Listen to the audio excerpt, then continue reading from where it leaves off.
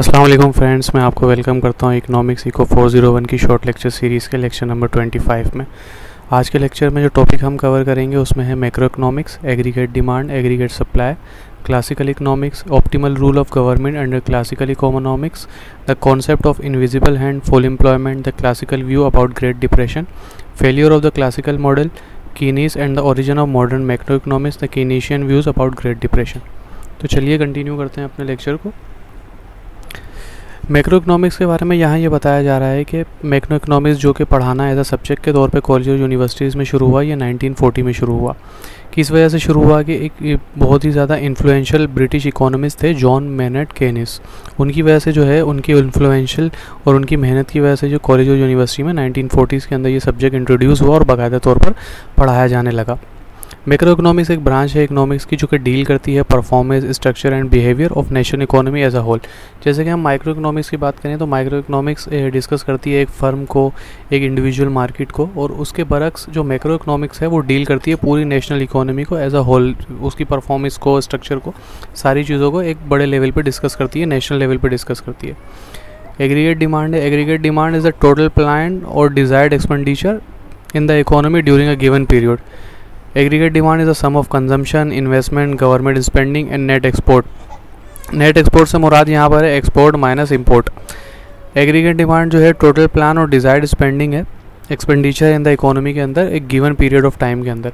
यानी कि aggregate demand आप ये रह सकते हैं कि आपने प्लानिंग की कि एक नेशनल लेवल पे कि कितनी स्पेंडिंग आप करेंगे, एक्सपेंडिचर आपका क्या आएगा इकोनॉमी के अंदर, एक सर्टेन पीरियड ऑफ टाइम आपने डिस्कस कर लिया कि उस टाइम के अंदर आप कितनी कंजम्पशन करेंगे और कितने एक्सपेंस आपके होंगे, वो जो है एग्रीगेट डिमांड कहलाता है। Aggregate supply.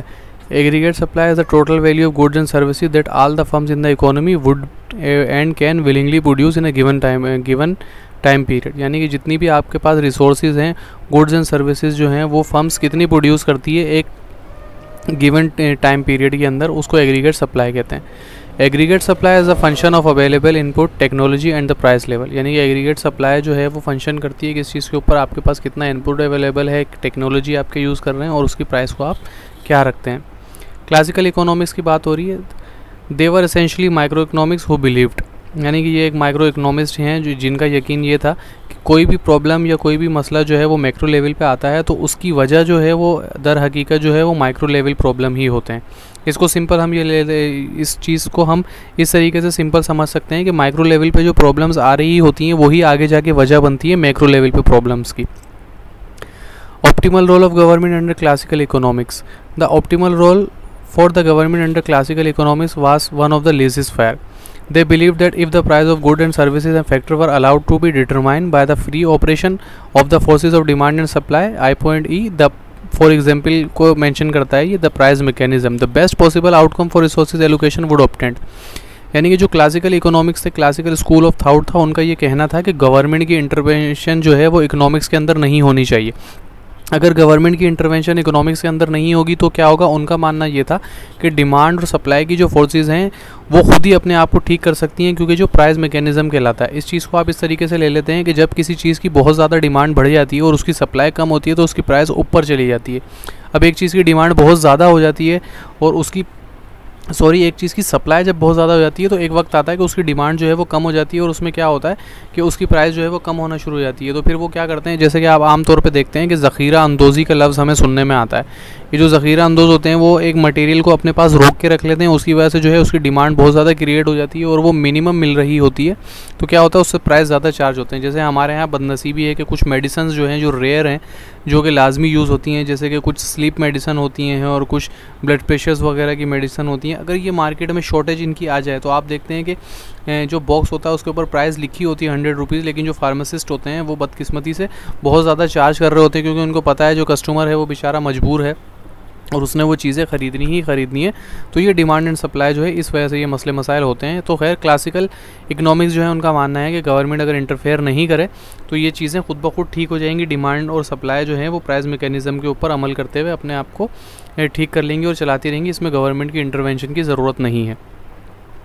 Before 1930 there was no concept of micro economics, जैसे कि हम ऊपर बात कर चुके हैं कि 1940 के बाद ये कॉलेज और यूनिवर्सिटियों में पढ़ाया जाने लगा है, तो 1930 से पहले कोई कॉन्सेप्ट ही नहीं था। With the great depression of 1930 and the development of a concept of national income and product statistic, the field of micro economics began to expand. यानी कि जब ग्रेट डिप्रेशन आया था 1930 के अंदर, ग्रेट डिप्रेशन क्या होता है? ग्रेट डिप्रेशन में ये हुआ था कि वर्स्ट इकोनॉमिक डाउनटर्न था in the history of industrialised world, यानी कि इंडस्ट्रियलाइज्ड वर्ल्ड के अंदर जो सबसे ज़्यादा इकोनॉमिक डाउनफॉल आया था वो 1929 से लेकर 1939 तक में था। इसमें क्या हुआ था कि स्टॉक मार्केट जो थी वो क्रैश कर गई थी अक्टूबर 1929 का, और जिसकी वजह से वॉल स्ट्रीट जो है वो बिल्कुल पैनिक में आ गई थी और बहुत ज़्यादा इन्वेस्टर जो थे, कम से कम मिलियन ऑफ इन्वेस्टर जो थे वो बेचारे दिवालिया हो गए थे। जैसे हम अक्सर सुनते हैं कि स्टॉक मार्केट जो है वो पाकिस्तान स्टॉक मार्केट क्रैश कर गई है और बहुत से इन्वेस्टर के पैसे डूब गए, दिवालिया हो गए, और हत्ता कि यहाँ तक खबरें आती हैं कि बहुत से लोगों को हार्ट अटैक हो गया और वो अपनी जान से भी हाथ धो बैठते हैं। The concept of invisible hand. Invisible hand was a concept introduced by Adam Smith in 1776. Invisible hand से मुराद है कि गायबाना हाथ, इसको आप इस तरीके से ले सकते हैं। इसका मतलब सिर्फ ये बनता है, इससे आपको घबराने की ज़रूरत नहीं है। टॉपिक थोड़ा डीप है, जब हम इसको डीपली डिस्कस करेंगे तो आपको इंशाल्लाह ये क्लियर हो जाएगा। The invisible hand doctrine holds that with each participant pursuing his or her own private interest, a market system nevertheless work for the benefit of all, as though a benevolent invisible hand were directing the whole process. अब इसमें ये doctrine जो है वो इस चीज़ को कहती है कि इनविजिबल हैंड का जो कॉन्सेप्ट है वो इस चीज़ को कहता है कि अगर एक बंदा मार्केट के अंदर अपने प्राइवेट इंटरेस्ट जो है वो फुलफ़िल करना चाह रहा है तो ऐसा नहीं हो सकता, क्योंकि मार्केट जो है एक इनविजिबल हैंड जो है वो मार्केट में पूरे प्रोसेस को चला रहा होता है, जिसकी वजह से ऐसा नहीं हो सकता कि वो अपनी मर्ज़ी से सब कुछ कर ले और अपना प्राइवेट इंटरेस्ट पूरा कर ले। इसकी मिसाल हम ऐसे ले सकते हैं कि एक इंसान अगर वो एक परफ्यूम बेच रहा है तो ऐसा नहीं है कि वो, अगर एक बात है कि वो मोनोपली है कि उस अकेले के पास वो परफ्यूम है, फिर तो वो अपना कुछ सेल्फ इंटरेस्ट कर सकता है, लेकिन वो ज़्यादा देर तक नहीं कर सकता, क्योंकि जब उसकी डिमांड बढ़ेगी और आप आसपास के शॉपकीपर जो देखेंगे कि भाई इस परफ्यूम की डिमांड बहुत ज़्यादा हो रही है तो वो भी लेकर आ जाएंगे, तो उससे क्या होगा, उसकी डिमांड नीचे हो जाएगी। तो ये जो फोर्सेस हैं ये इनविजिबल हैंड होता है कि लोग एक दूसरे को ऑब्जर्व कर रहे होते हैं, चीज़ों को समझ रहे होते हैं, तो इस चीज़ों को जो है इनविजिबल हैंड का कॉन्सेप्ट देते हैं। आगे मजीद डीपली डिस्कस करते हैं। According to Adam Smith, invisible hand of the market operate therefore the market mechanism is the best model if the economy want to operate high level of efficiency, यानी कि अगर high level of efficiency पे market operate करना चाहती है तो invisible hand जो है वो बेस्ट कॉन्सेप्ट है। Since the classical economy believes on perfectly competitive markets, so according to them, shortage and surpluses are temporary phenomena. When market decide about the price, market would automatically clear the shortage and surplus through price mechanism.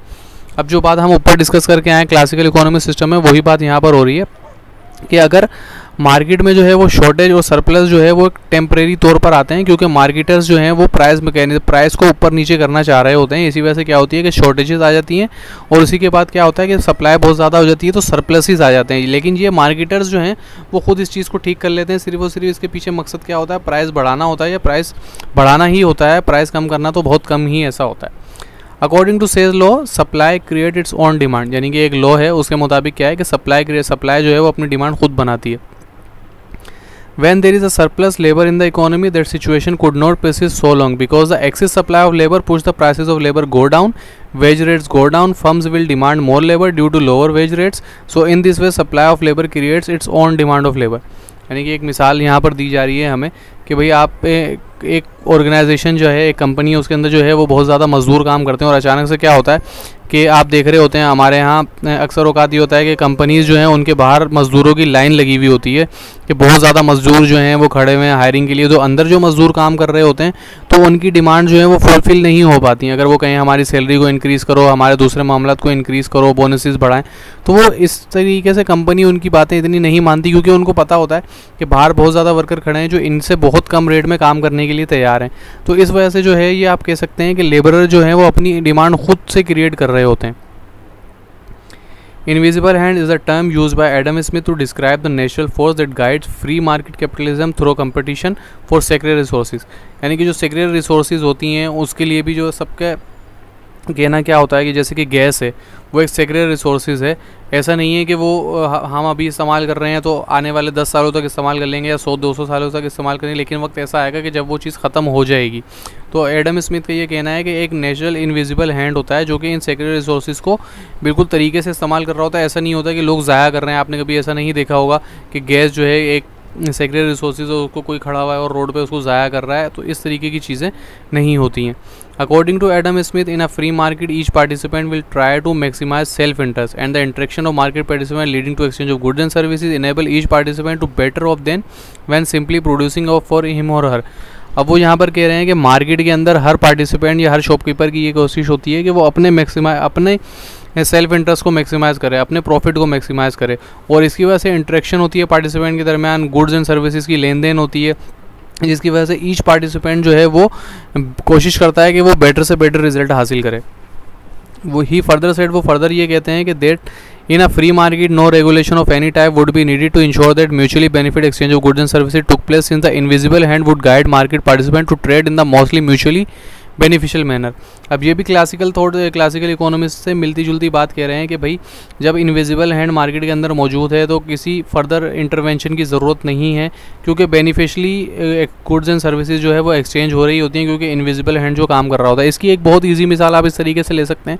अगर आप market में कोई चीज़ लेने के लिए जाते हैं तो आप अगर एक शॉपकीपर से पूछते हैं कि ये चीज़ कितनी है और वो आपको 1000 रुपीज़ बताता है, तो आप पूरी मार्केट भी घूम लें तो वो आपको चीज़ ज़्यादा से ज़्यादा 980 की मिल जाएगी, लेकिन हर जगह पे वो चीज़ 1000 की ही मिल रही होती है, क्योंकि एक इनविजिबल हैंड वहाँ पे होता है मार्केट में, जो लोगों को उन्होंने एक एका किया हुआ होता है कि इतने में ये चीज़ सेल करनी है। तो ये सारी चीज़ें जो हैं इस तरीके से चल रही होती हैं। तो यही इनविजिबल हैंड का कॉन्सेप्ट है। फुल एम्प्लॉयमेंट है। The classical economist assume that if the economy was left to itself then it would tend to full employment equilibrium। अब क्लासिकल इकोनॉमिस्ट का ये कहना है कि अगर गवर्नमेंट इंटरवेंशन नहीं करे और इकोनॉमी को अपने आप पे छोड़ दिया जाए, बिल्कुल आज़ाद छोड़ दिया जाए, then it would tend to, यानी कि फुल एम्प्लॉयमेंट इक्विलिब्रियम जो है वो अचीव हो जाएगा। लेकिन इसकी अजम्पशन वो क्या कह रहे हैं कि लेबर मार्केट जो है वो वर्क प्रॉपरली करे। इसकी शर्त यह है कि लेबर मार्केट जो है वो प्रॉपरली वर्क करे। Full employment is a state of the economy in which the productive resources of the economy are fully employed. अब फुल एम्प्लॉयमेंट से मुराद ये है कि स्टेट के अंदर जो इकोनॉमिक रिसोर्सेज हैं, यानी कि जो कंपनी है, जो ऑर्गेनाइजेशन है, जो एम्प्लॉयमेंट प्रोवाइड कर सकती हैं, वो जितने भी इदारे हैं वो फुल्ली यूटिलाइज़ कर रहे हैं, उनकी मैक्सिमम रिसोर्सेज जो हैं वो फुल्ली यूटिलाइज़ हो रही हूँ। यानी कि अगर एक जगह पर 25 सीटें हैं कंपनी के अंदर, तो ऐसा नहीं है कि वो 20 सीटें रखें और 5 सीटें खाली रखें और उन 20 में ही उनका काम भी डिवाइड कर दें। ऐसा नहीं, अगर 25 सीटें हैं तो 25 लोगों को एम्प्लॉयमेंट मिली हो तो इसको फुल एम्प्लॉयमेंट कहते हैं। इसी वजह से आप देख रहे होते हैं गवर्नमेंट की तरफ से ये कोशिश होती है कि हम इन्वेस्टमेंट को ला रहे हैं, बाहर से इन्वेस्टमेंट आ रही हैं, फ़लानी कंपनी आ रही है और वो पाकिस्तान में अपना प्लांट लगा रही है, इस तरीके से काम हो रहे हैं। तो ये सारी चीज़ें जो हैं फुल एम्प्लॉयमेंट के लिए कर रहे होते हैं, क्योंकि आपकी आबादी वक्त के साथ साथ बढ़ रही है, पर एज़ कंपैरेटिवली आपके मुल्क में जो इन्वेस्टमेंट हैं, जो प्लांट्स हैं, जो कंपनीज़ हैं, ऑर्गेनाइजेशंस हैं, फर्म्स हैं, वो इतना नहीं बढ़ रही। That level of employment at which no or minimal involuntarily environment exist. The classical view about great depression.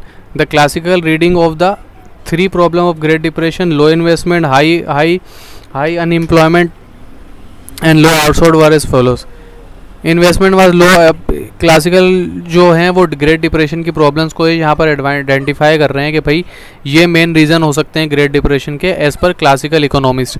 पहला रीज़न वो बोलते हैं कि भाई लो इन्वेस्टमेंट हो सकती है, दूसरा जो है हाई एम्प्लॉयमेंट है और तीसरा कहते हैं कि लो आउटपुट है। Investment was low because the interest rate was too high, यानी कि एक वजह ये हो सकती है इन्वेस्टमेंट कम होने की कि इंटरेस्ट रेट जो है वो बहुत ज़्यादा है। Loanable fund market policy recommendation क्या करती है कि भाई जब इंटरेस्ट रेट बहुत ज़्यादा हो तो इसमें क्या करना है, पॉलिसी की रिकमेंडेशन ये सेविंग भी increase to lower the interest rate and boost investment, यानी कि सेविंग को बढ़ा देना चाहिए ताकि इंटरेस्ट रेट जो है वो नीचे आए और इन्वेस्टमेंट जो है वो बढ़े। सेकंड रीजन जो वो बता रहे हैं कि unemployment was high because of obstruction to the free market mechanism in the labour market which were preventing wages from falling to the market clearing level. Policy recommendation क्या, these obstruction benefit payment to unemployed, taxes on income and trade union be eliminated. यानी कि benefit payment to unemployed, यानी कि unemployed जो लोग हैं उनको भी बेनिफिट मिलने चाहिए, पेमेंट के टैक्सेस जो हैं वो इनकम के ऊपर होने चाहिए और ट्रेड यूनियन जो है एलिमिनेटेड होनी चाहिए। ट्रेड यूनियन से मुराद ये है कि वर्कर्स की कुछ यूनियंस बन जाती हैं, उसमें क्या होता है कि वो मैक्सिमम कोशिश करते हैं कि जो पुराने लोग जो हैं वो काम कर रहे हैं उनको ही मैक्सिमम बेनिफिट मिले एज़ कम्पेयर टू नए लोगों के। उससे क्या होता है कि वो सैलरीज जो हैं वो कम नहीं होती, वो बढ़ते से बढ़ती चली जाती हैं, बेनिफिट जो हैं वो बढ़ते से बढ़ते चले जाते हैं। उसमें क्या होता है कि अनएम्प्लॉयमेंट जो है वो हाई होना शुरू हो जाती है क्योंकि वो अपनी जगह किसी और को आने नहीं देते।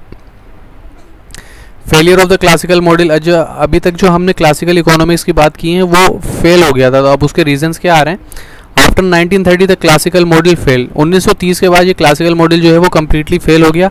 Solution of classical economies was not found reasonable to solve the world crisis prevailed at this time, क्योंकि उस टाइम पे जो ग्रेट डिप्रेशन आया था उसको सॉल्व करने के लिए कोई ये रीजनेबल सोल्यूशन नहीं दे पाए थे, इस वजह से ये क्लासिकल इकोनॉमीज जो हैं वो फेल हो गए।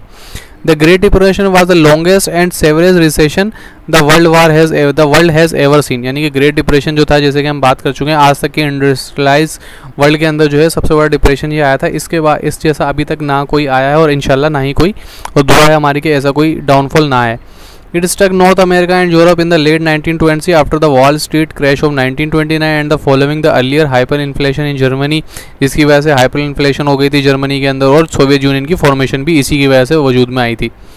And latest still mid 1930s यानी कि 1939 तक गया था जहाँ पर ये ख़त्म हो गया था। It was characterise by persistent high employment, low investment by the firm and falling price of goods and services and factor. इसकी मेन वजूहत जो थी वो ये थी कि हाई लेवल ऑफ अनएम्प्लॉयमेंट हो गया था, लो इन्वेस्टमेंट थी फर्म्स की तरफ से, और गुड्स की प्राइस जो है वो गिरने से गिरती जा रही थी, और सर्विसेज और फैक्टर की प्राइस भी गिर रही थी।